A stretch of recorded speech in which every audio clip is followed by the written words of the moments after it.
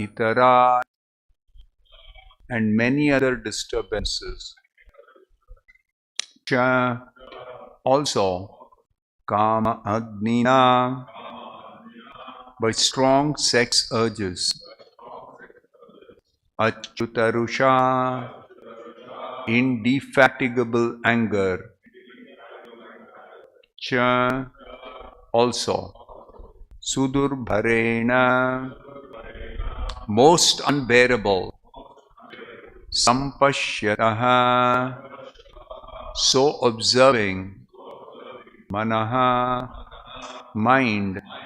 Urukrama, O great actor. Sidate, becomes despondent. Me, my. Translation and purport by His Divine Grace A.C. Bhaktivedanta Swami Prabhupada. Translation. O great actor, my Lord, all these poor creatures are constantly perplexed by hunger, thirst, severe cold, secretion, and bile, attacked by coughing winter, blasting summer, rains, and many other disturbing elements, and overwhelmed by strong sex urges and indefatigable anger. I take pity on them, and I am very much aggrieved for them. Please repeat this translation after me. O great actor, my Lord, all these poor creatures are constantly perplexed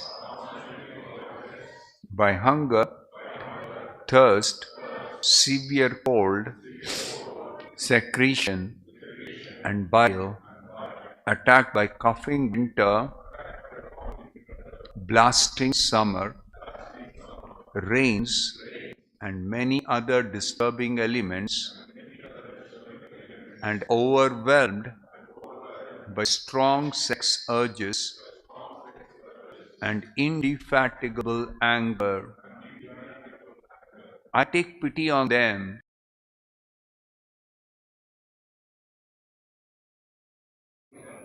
Purport by Srila Prabhupada.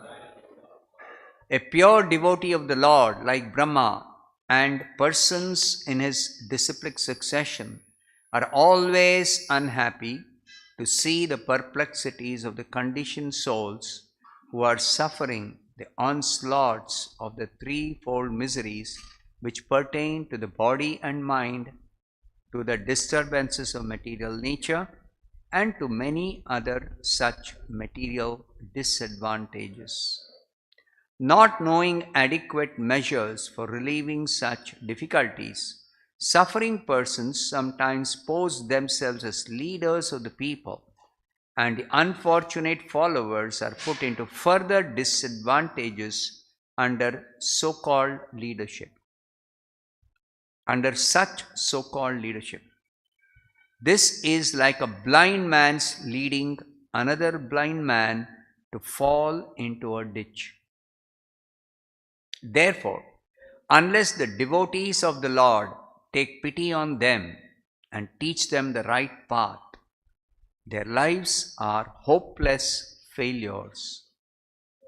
The devotees of the Lord who voluntarily take the responsibility of raising the foolish materialistic sense enjoyers are as confidential to the Lord as Lord Brahma.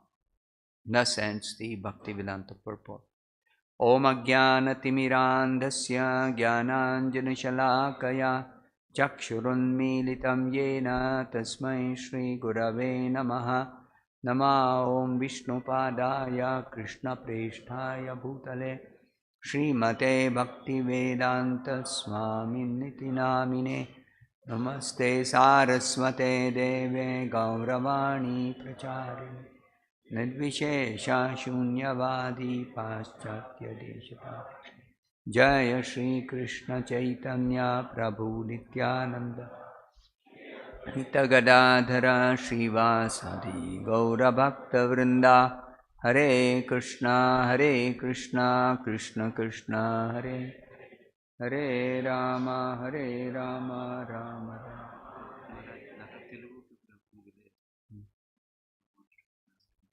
Yeah.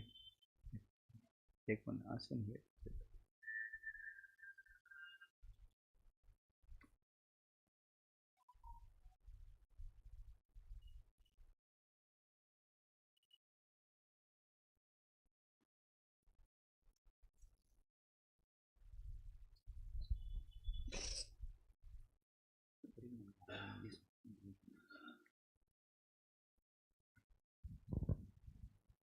మహారాజుల వారు చెప్పే క్లాసుని తెలుగులో ఇప్పుడు అనువాదం చేయబడుతుంది భక్తుల కోసం. This is a prayer offered by Lord Brahma to the Supreme Lord. బ్రహ్మదేవుడు ఆ భగవంతుడికి సమర్పించిన ప్రేయర్స్ మాట.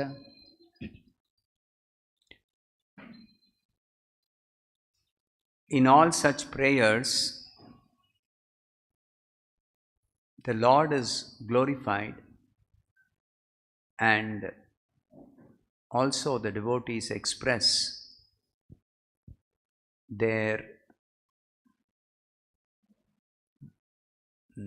desire to actually serve the Lord in a particular way. ఇట్లాంటి ప్రేయర్స్లో, వందనాలలో భగవంతుణ్ణి కీర్తిస్తూ భక్తుడు తన భగవంతుడికి సేవ చేయాలి అన్న కోరికతో చేస్తాడు. Devotees are always engaged in service of the Lord, but there are varieties of services a devotee can do. భక్తుడు ఎప్పుడూ కూడా భగవంతుడి సేవలోనే నిమగ్నమై ఉంటాడు, కానీ ఎన్నో రకాల సేవలను సమర్పించవచ్చు.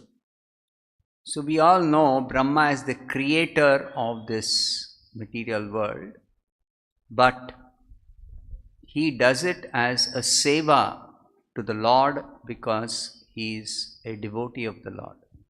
బ్రహ్మదేవుడు మన యొక్క ఈ విశ్వానికి సృష్టికర్త, కానీ అది ఆయన భగవంతుడికి ఒక సేవలాగా చేస్తాడు. So what is this seva of creation? Brahma gives bodies to the living entities according to their past karma.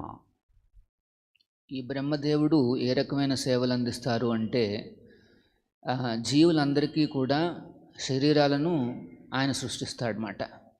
తన పూర్వజన్మ సుకృతాల ఆధారంగా ఆ శరీరం లభిస్తుంది.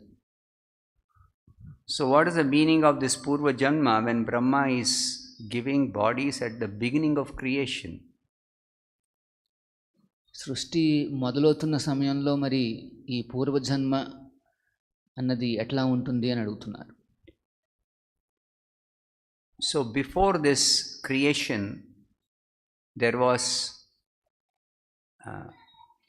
a destruction in the previous creation. There was a destruction. ఈ సృష్టికి ముందు ఒక వినాశనం జరిగిందన్నమాట, ఈ విశ్వం యొక్క వినాశనము. So creation, maintenance, destruction is going on cyclically. ఈ సృష్టి, స్థితి, లయ అనేవి ఒక వృత్తంలాగా, ఒక సైక్లికల్గా ఎప్పుడు జరుగుతూనే ఉంటాయి. So the living beings in this material world are given a chance to actually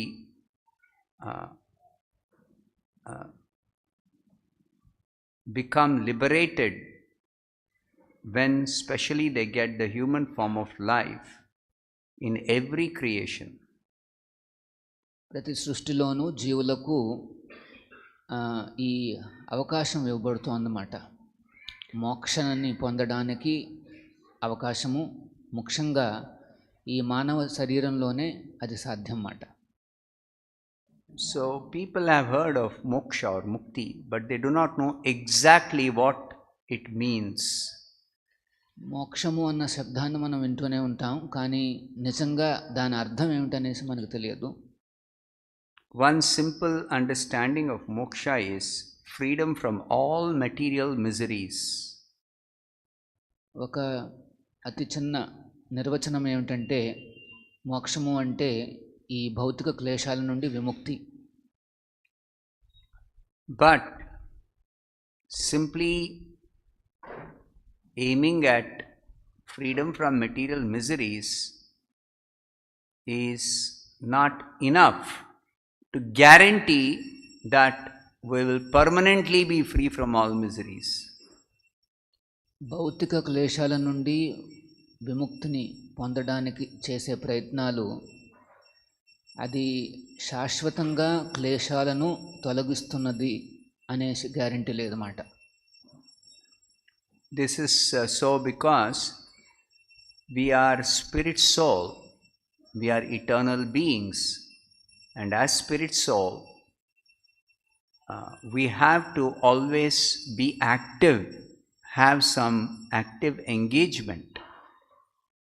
మనం శరీరానికి అతీతంగా ఉండే ఆత్మస్వరూపులం, శాశ్వత రూపులం కనుక ఎప్పుడూ కూడా యాక్టివ్గానే ఉంటాం అన్నమాట.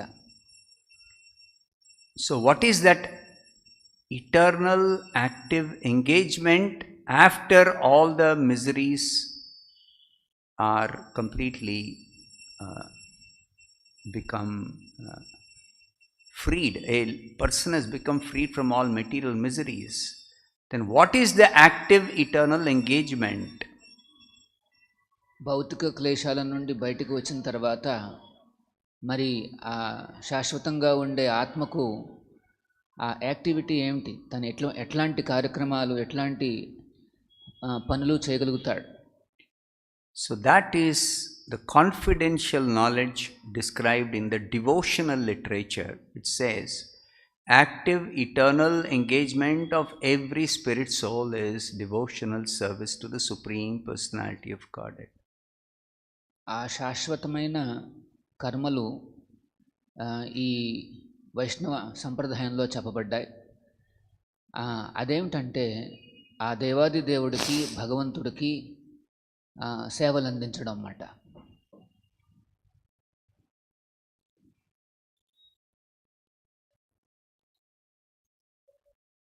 Now everyone who takes birth in this material world is not taking birth under the force of karma. ప్రతి ఒక్కరూ కూడా తమ యొక్క కర్మానుసారము ఈ ప్రపంచంలో జన్మిస్తారన్నమాట. So there are some personalities who take birth, appear to take birth like ordinary beings, but they are pure devotees coming to this world like the Lord comes to this world to deliver the conditioned souls. కానీ కొంతమంది మహాత్ములు వారు ఈ ప్రపంచంలో అవతరించినప్పుడు ఒక సాధారణ మనిషిగా పుట్టినట్టుగా అనిపించిన వారి యొక్క ఆ జన్మ అనేది చాలా దివ్యమైనది. భగవంతుడు ఏ రకంగా తన యొక్క అవతరణ అనేది దివ్యంగా ఉంటుందో ఆ రకంగా వారిది కూడా ఉంటుంది. So these pure devotees are also called acharyas, like Ramanujacharya, Madhvacharya, and Chaitanya Mahaprabhu, Srila Prabhupada, Bhaktivedanta Swami Prabhupada. All are pure devotee acharyas who are actually incarnating. That means they come from the spiritual world, like the Supreme Lord comes from the spiritual world, simply for the sake of helping us become free from all material miseries by taking to devotional service. ఆచార్యులు వారు జన్మను అవతరణ అంటారు. అంటే ఆధ్యాత్మిక ప్రపంచం నుండి ఈ ప్రపంచానికి దిగి రావడం అన్నమాట. సో ఆ రకంగా వచ్చి మనం ఈ భౌతిక క్లేశాల నుండి ఏ రకంగా ముక్తిని పొందొచ్చు అని చెప్తారు. So this prayer by Lord Brahma is a prayer offered by a pure devotee, Acharya. బ్రహ్మదేవుడు కూడా ఆయన ఒక ఉత్తమ భక్తుడు. సో ఈ దేవాది దేవుడికి సమర్పిస్తున్న ఈ ప్రేయర్సు, వందనాలు ఒక ఉత్తమ భక్తుడి ద్వారా వస్తున్నాయి అన్నమాట. So what is he saying in this prayer? He is praying to the Lord, taking compassion on the suffering souls of this world. So ఆ ప్రార్థన ఏమిటంటే ఈ భౌతిక ప్రపంచంలో ఉండే జీవుల పైన ఒక దయతో, జాలితో ఆయన సమర్పిస్తున్న ప్రార్థనలు. Now, even though Brahma doesn't want anybody to suffer, he still has to give them a body which is definitely going to be a instrument for suffering. బ్రహ్మదేవుడికి ఎవరూ కూడా ఈ రకమైన భౌతిక క్లేశాలు రాకూడదు అన్న భావన ఉన్నప్పటికీను తను ఈ భౌతిక శరీరాలను ఇవ్వాల్సి వస్తోంది. ఖచ్చితంగా భౌతిక శరీరము అంటే భౌతిక క్లేశాలు. So why is it that Brahma has to give a material body which will anyway result in so much suffering that is described here? ఎందుకు బ్రహ్మదేవుడు ఈ భౌతిక క్లేశాలనిచ్చే ఈ శరీరాన్ని ఇవ్వాల్సి వస్తోందనేసి ఇక్కడ చెప్పబడుతోంది. This is the secret all of you have to understand. Why do we get this material body at all, arranged by God through such personalities like Lord Brahma? ఈ రహస్యాన్ని మనం అర్థం చేసుకోవాలి. ఎందుకు మనం ఈ భౌతిక శరీరాలు మనకెందుకు వస్తాయి?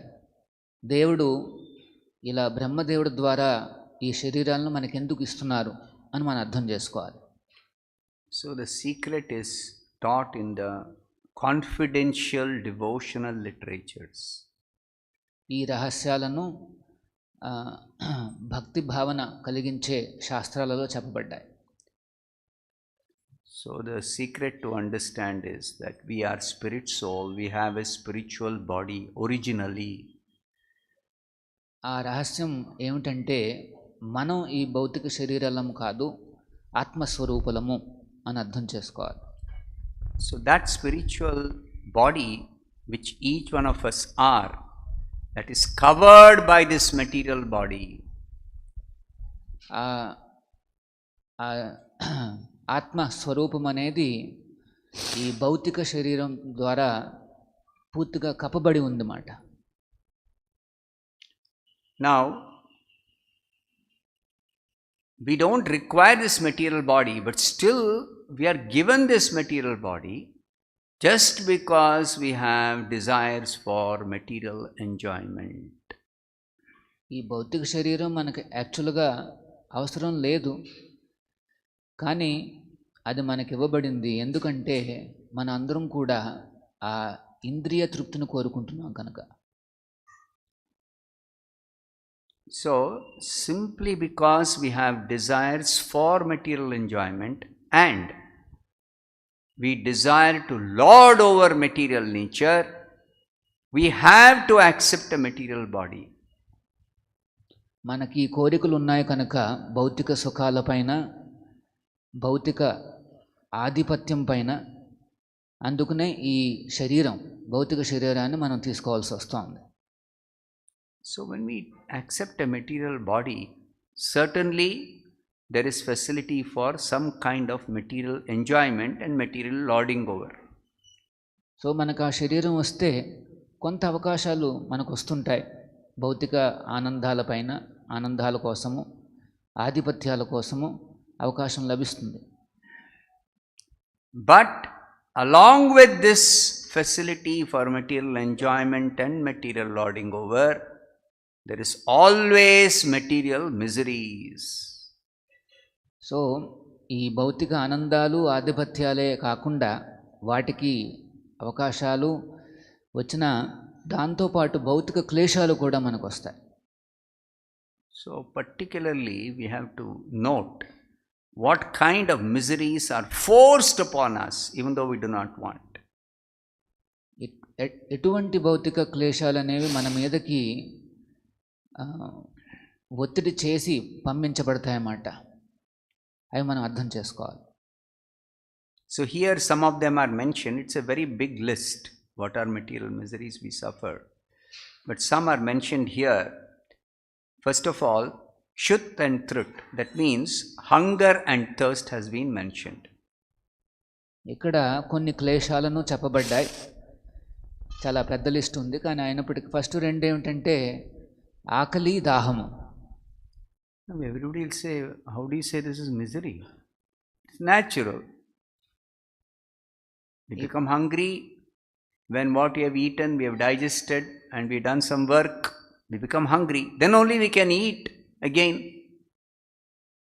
Then again we renew our energy and it's natural cycle. Eating, digesting, again becoming hungry.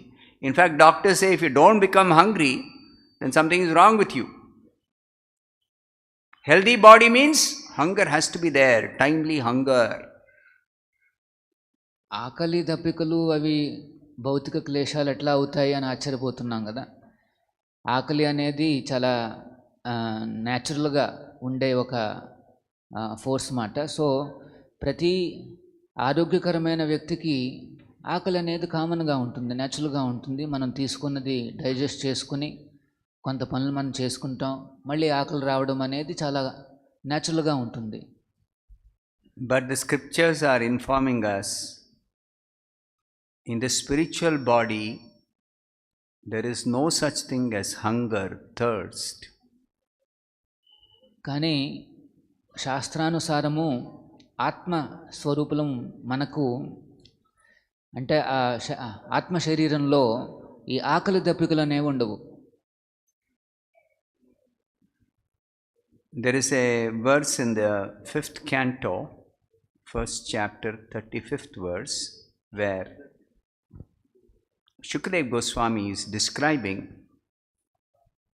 that a devotee who has taken shelter of the dust of the lotus feet of the Lord can transcend, means can rise above the influence of the 6 material waves. We are being constantly bombarded by these waves of material existence, 6 kinds of waves.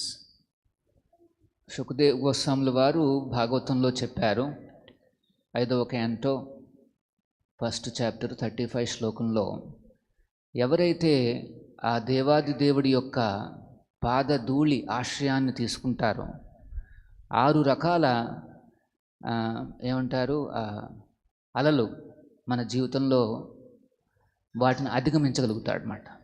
Just like somebody is drowning in an ocean,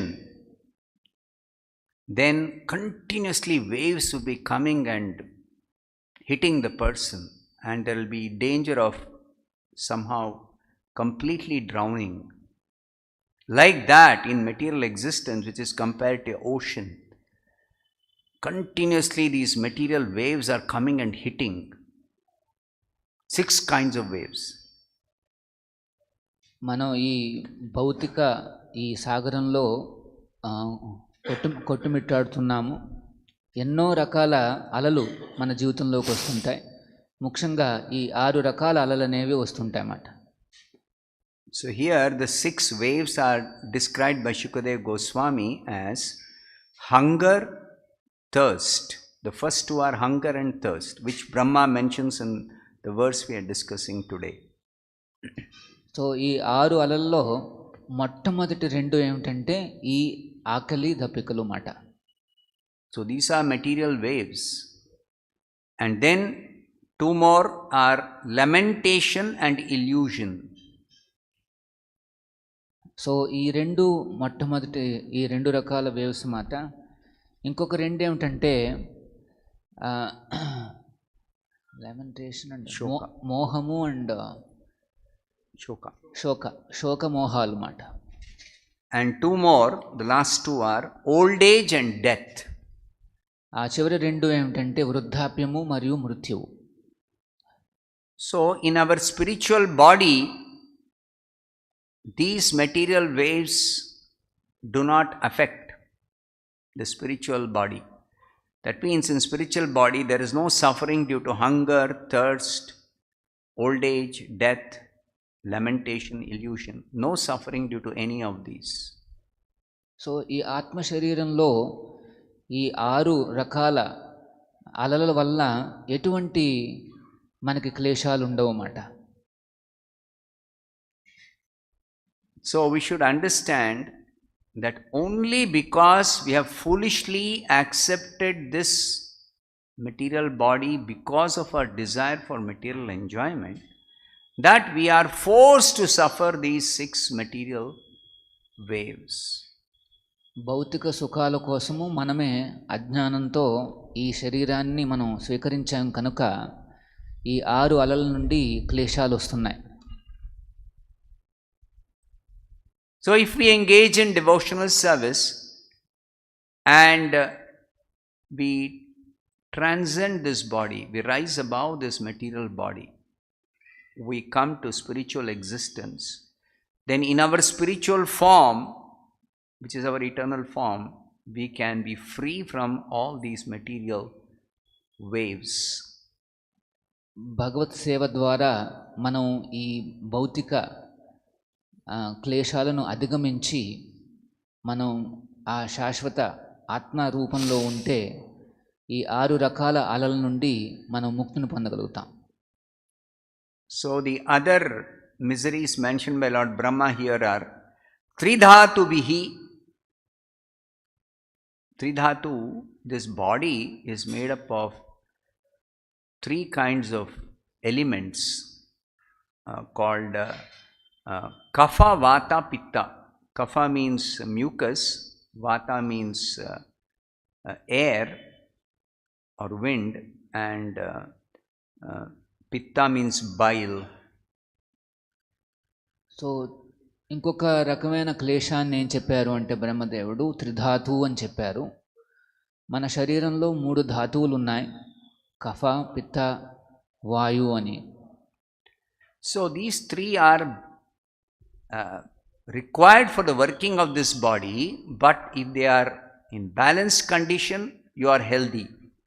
If any imbalance is there, then there is some kind of disease or some kind of sickness. ఈ 3 ధాతువులు కూడా శరీరానికి అవసరమైనవే, కానీ అవి సమతుల్యంలో ఉండాలి. సమతుల్యంగా ఉంటే మనం ఆరోగ్యంగా ఉంటాం, లేకపోతే చాలా రకాల రోగాలు వస్తాయి. And all of you have experience that even though we try to maintain a healthy body, sometimes it does become sick due to various reasons, and then we have to suffer different kinds of problems due to the sickness. మనం ఎంతో ఆరోగ్యంగా ఉండాలని ప్రయత్నించినా సరే అప్పుడప్పుడు కూడా మనం ఈ రోగాల బారిన పడాల్సి వస్తుంది. అంటే అనుకోని పరిస్థితుల్లో ఆ రకంగా మనం రోగాలు వస్తాయన్నమాట. And particularly in Kali Yuga, most people are affected by some kind of disease or ailment, and that's why you see, you go in any city, especially Hyderabad city, high-tech city, so there are so many high-tech hospitals, plenty of them, and they are minting money. And I heard pharma companies, medicine companies, medicine manufacturing companies, they are also making so much money. ముఖ్యంగా ఈ కలియుగంలో ఈ రోగాలు బారిన పడేవాళ్ళు చాలామంది ఉన్నారు. ప్రతి ఒక్కరికి ఏదో ఒకటి ఉంటుంది. సో దానివల్ల మనం చూస్తున్నాం, ముఖ్యంగా మన మెగా సిటీలో కూడా చాలా మెగా హాస్పిటల్స్ అన్నీ ఉన్నాయి. సో వారు చక్కగా ఏమంటారు, డబ్బు సంపాదించుకుంటున్నారు అన్నమాట. ఎందుకంటే అందరికీ రోగాలు ఉన్నాయి కనుక. Means it's a fact that people are suffering so much from different kinds of ailments. That's a fact. So అంటే దాని అర్థం ఏమిటంటే అందరికీ ఏదో ఒక రోగం ఉంది, అది పెరుగుతోందన్నమాట. So this is due to this 3 dhatu. The very body construction itself is made up of these 3 dhatus, and their balance is not always possible to maintain. So imbalance creates disease. That is another type of suffering. So ఈ క్లేశం ఏమిటంటే త్రిధాతు, శరీరాన్ని నిర్మించే ఈ 3 ధాతువులు వాటి సమతుల్యం అనేది అన్ని వేళలా సాధ్యం కాదు కనుక ఈ క్లేశం ఇదొక క్లేశంగా చెప్పబడింది. So all these first set of kleshas, sufferings or miseries, are in one category called adhyatmika klesha, pertaining to the body and mind. ఈ ఇప్పటివరకు చెప్పిన క్లేశాలన్నీ కూడా 3 రకాల విభాగాలు ఉండే ఆ క్లేశాలలో ఫస్ట్ విభాగం అది ఆధ్యాత్మిక క్లేశాలు మాట. The second type of category of kleshas is adhidaivika klesha. Due to forces of nature, we also suffer some kinds of miseries. రెండవ విభాగం ఏమిటి? Shitoshna vata varashai, 4 kinds of miseries. Excessive cold, excessive heat, excessive wind or excessive rain we suffer. ఇక్కడ ఒక 4 క్లేశాలు చెప్పబడ్డాయి ఈ రెండవ భాగంలో. అతివృష్టి, తర్వాత ఎక్కువగా తీవ్రమైన ఉష్ణము, ఎదురుగాలులు, మరియు I think fourth one is excessive wind or storm, cyclone.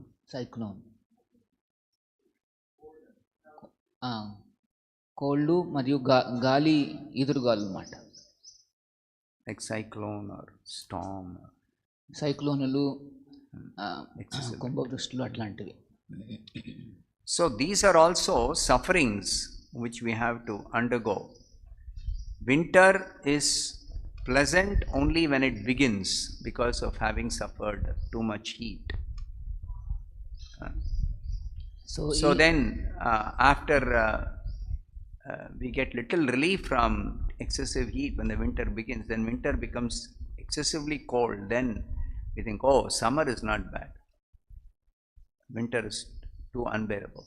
But the fact is, excessive winter or summer or too much of rain or too much of wind is a suffering.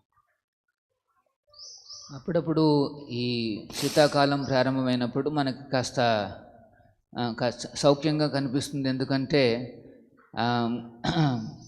ఈ ఎండల వల్ల, తీవ్రమైన ఎండలు మనకు గుర్తున్నాయి కనుక ఇది కాస్త చాలా ప్లెజెంట్గా అనిపిస్తుంది. కానీ బాగా చలి పెరిగిన తర్వాత అది కూడా ఒక క్లేశంలా తయారవుతుందన్నమాట. అలాగే ఎండలు బాగా పెరిగిన, ఎదురుగాలులు వచ్చిన, ఇవన్నీ కూడా క్లేశాలే. So our body is so delicately formed, we cannot tolerate excessive heat, excessive cold, excessive rain, or imbalance of the dhatus, or hunger or thirst, or these different kinds of old age, death. Nobody wants old age, nobody wants death, but it is forced upon us. So ఈ శరీరం అనేది చాలా సున్నితంగా తయారు చేయబడింది. ఈ ఎన్నో రకాల ఈ క్లేశాలన్నీ వచ్చే అవకాశాలు ఉన్నాయన్నమాట. కుంభవృష్టి అయినా, ఎదురుగాలులైనా, ఈ త్రిధాతువుల నుండి వచ్చిన సమతుల్యం లేకపోయినా, వృద్ధాప్యము, చివరికి మృత్యువు, ఇట్లాంటి ఎన్నో క్లేశాలు ఉన్నాయన్నమాట. But the acharyas are teaching us the spiritual body is a very, very wonderful body. No death, no old age. It is not made of 3 dhatus. It is Satchidananda body, full of bliss, full of knowledge, full of eternality. It's an eternal form. So we have to actually uncover that spiritual form by practicing bhakti. ఆచార్యులు చెప్పింది ఏమిటంటే, ఈ ఆత్మస్వరూపంలో, ఆత్మ శరీరంలో ఈ వృద్ధాప్యం కానీ, మృత్యువు కానీ, లేకపోతే త్రిధాతువులతో తయారు చేసిన శరీరం కాదని చెప్తున్నారు. ఆత్మ కూడా సచ్చిదానంద విగ్రహము, అంటే 3 రకాలు సత్ చిత్ ఆనందంతో తయారు చేయబడ్డ శరీరం. So how is it possible that people will take to devotional service? Only if the pure devotees, they take compassion and they teach the ignorant, foolish, suffering persons about bhakti. So ఈ భగవత్ సేవ గురించి చెప్పడానికి ఆచార్యులు ఇలా అజ్ఞానంలో ఉన్న వారిపైన కాస్త దయను చూపిస్తూ ఎక్స్ప్లెయిన్ చేస్తారన్నమాట. So as I mentioned in the beginning of this discourse, devotees do varieties of service, but which is the topmost service that can be rendered to the Lord? భక్తులు అనేక రకాల సేవలను అందిస్తుంటారు భగవంతుడికి, కానీ అందులో టాప్ మోస్ట్ సర్వీస్ ఏమిటనేసి చెప్పబోతున్నారు. So that is to preach to the suffering souls about bhakti and help them to get out of all suffering and enjoy eternal blissful life full of knowledge in devotional service. ఆ అత్యున్నత సేవ ఏమిటంటే అలా క్లేశాలు అనుభవిస్తున్న జీవులకు బోధించి వారికి నేర్పించి ఆ క్లేశాల నుండి విముక్తి కలిగించి శాశ్వతమైన జీవనాన్ని ప్రసాదించడమే ఇదే అత్యున్నతమైన సేవ. So we can see in the life of great acharyas like Prabhupada. Prabhupada got an order from his spiritual master when he was just 26 years old, young person, that you preach this message of Lord Chaitanya in the English speaking countries. So ఇది మనం ఆచార్యుల వారి యొక్క నిజ జీవనంలో చూడొచ్చు. ప్రభుపాదుల వారికి ఇట్లాగా పాశ్చాత్య దేశాలలో ప్రచారం చేయమని ఆయన యొక్క గురువు ఆదేశించారు. అప్పుడు ఆయన వయసు 26 సంవత్సరాలు మాత్రమే, చాలా అంటే యవ్వన దశలో ఉన్న ఆ స్టేజ్ మాట. సో అన్ని చోట్ల పాశ్చాత్య దేశాలు అన్ని చోట్ల కూడా ప్రచారం చేయమని చెప్పారు. But Prabhupada took up that instruction of his spiritual master very, very, very seriously. And for about 30 years, he was constantly attempting to actually preach, particularly prepare himself and go to the Western countries for preaching this message of Lord Chaitanya.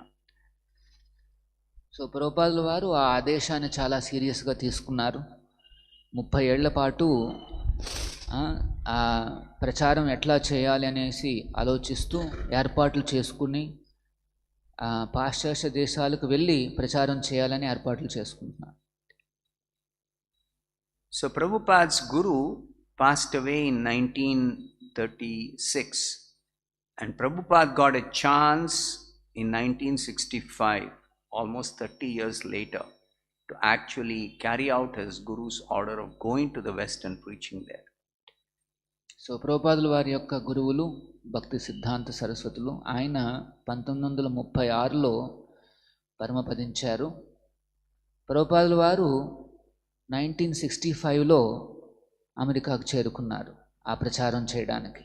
అంటే 30 ఏళ్ల పాటు ఆయన ఆ ప్రయత్నాలు చేసి చివరికి పాశ్చాత్య దేశాలలో ప్రచారానికి వెళ్ళారు.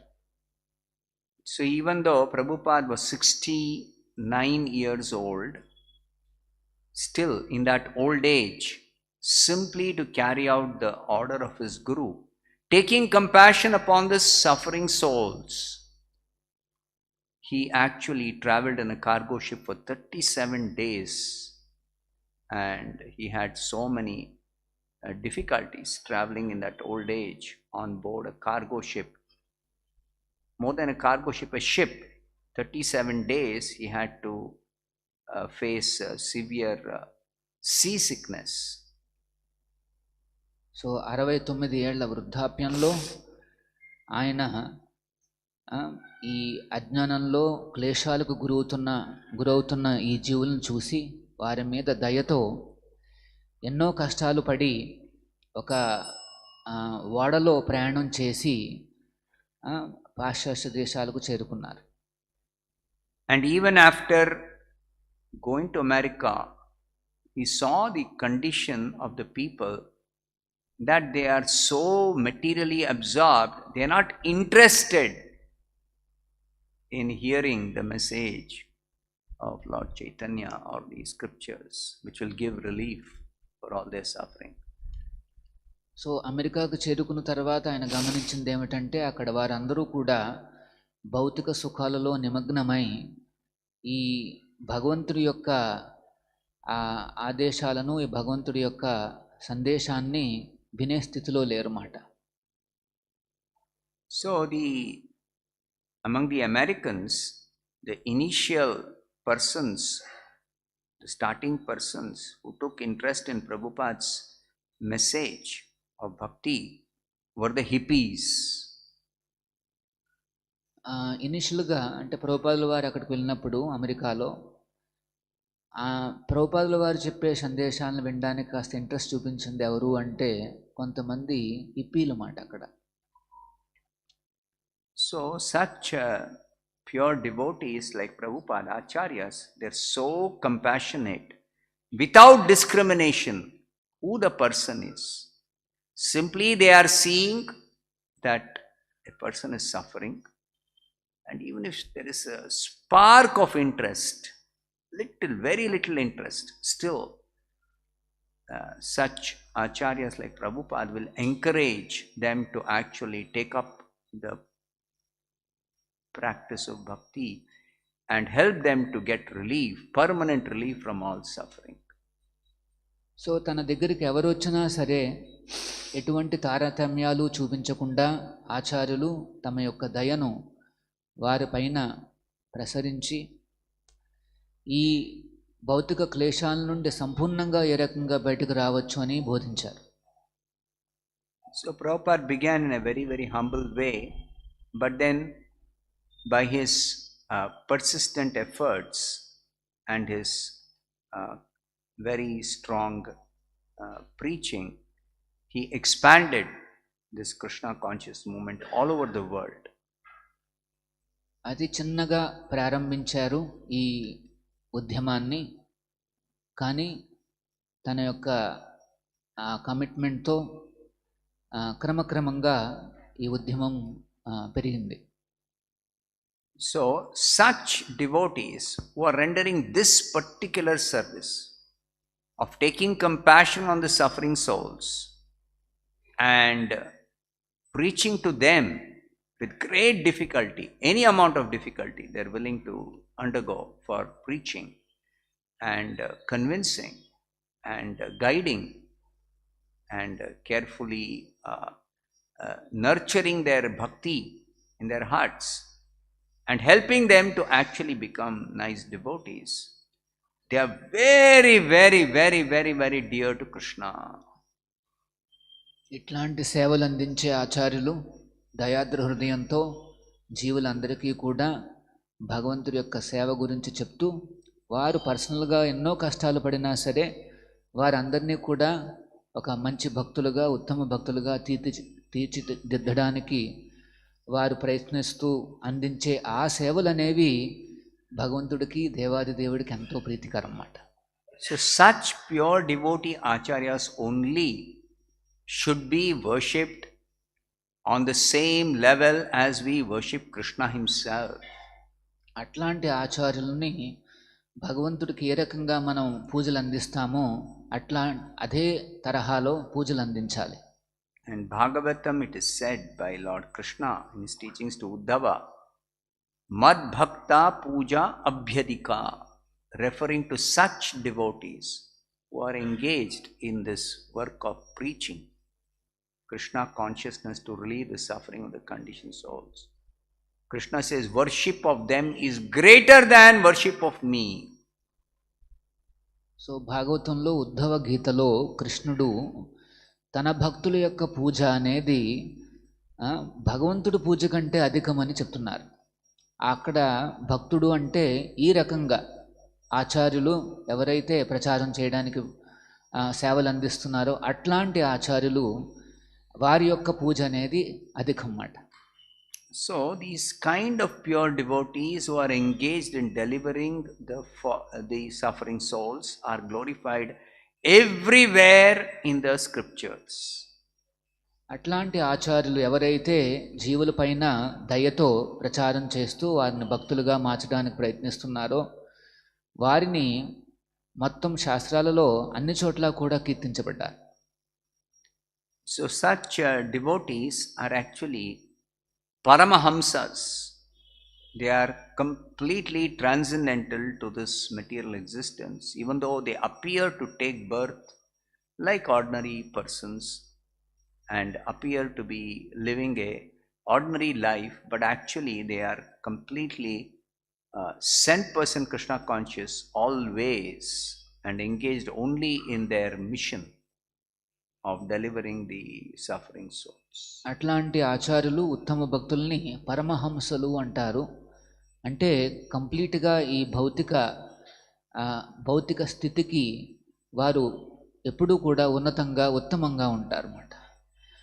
సాధారణ మనిషిలా జీవించినట్టుగా కనిపించినప్పటికీ వారెప్పుడూ కూడా దయాద్ర హృదయంతో జీవులందరినీ కూడా భగవంతుడి దగ్గరికి తీసుకురావాలని ప్రయత్నిస్తూ పూర్తి కృష్ణ చైతన్యంలో నివసిస్తారు.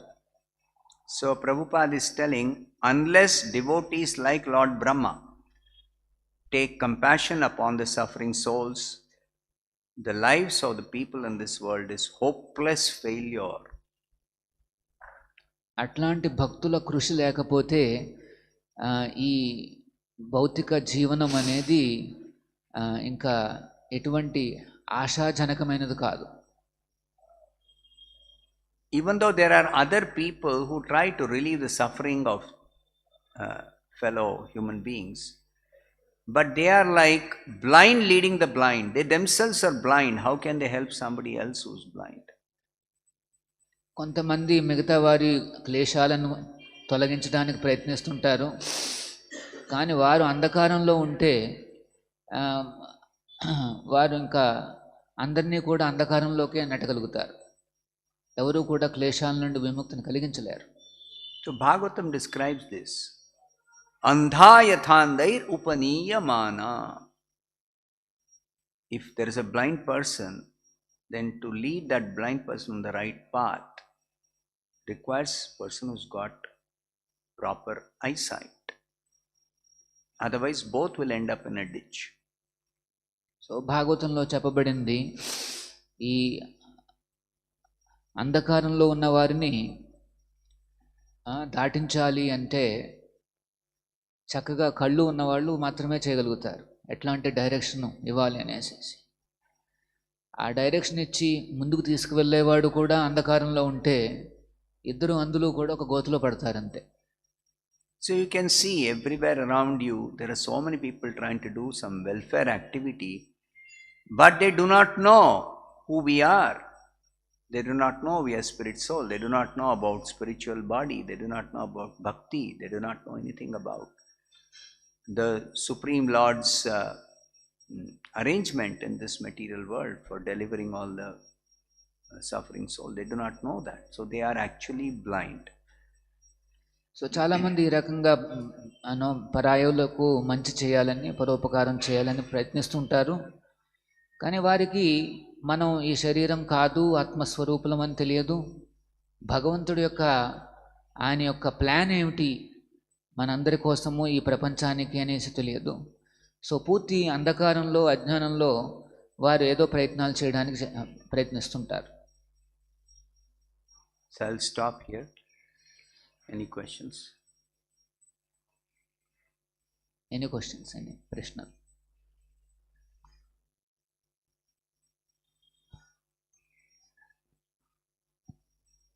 ग्रंथराज श्रीमद् भागवतम की जय, श्रील प्रभुपाद की जय.